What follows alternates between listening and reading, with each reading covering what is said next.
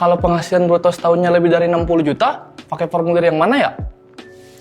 Jangan bingung, ini caranya. Kamu tahu pakai formulir SPT yang mana?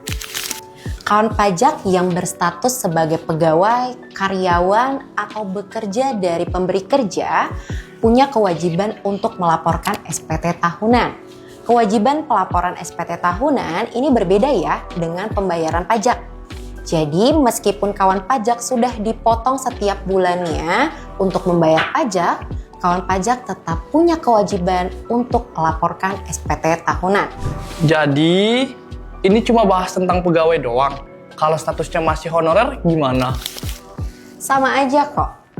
Bagi kawan pajak yang berstatus sebagai pegawai, karyawan, honorer, ataupun bekerja dari pemberi kerja yang lain, tetap punya kewajiban untuk melaporkan SPT tahunan selama memiliki NPWP dan berpenghasilan. Lapor SPT tahunan dapat dilakukan secara online.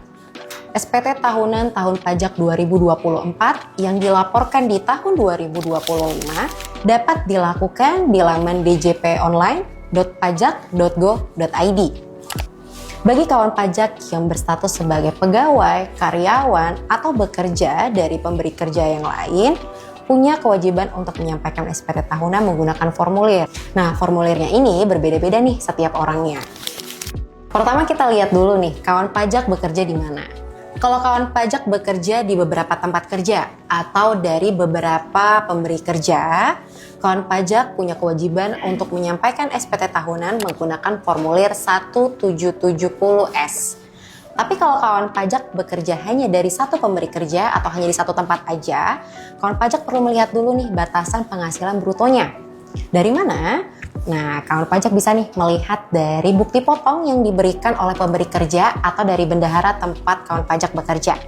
Kalau total penghasilan bruto dalam setahunnya ini lebih dari 60 juta, maka kawan pajak pakai formulir 1770S. Kalau kawan pajak memiliki penghasilan bruto dalam setahun kurang dari 60 juta, pakainya formulir 1770SS.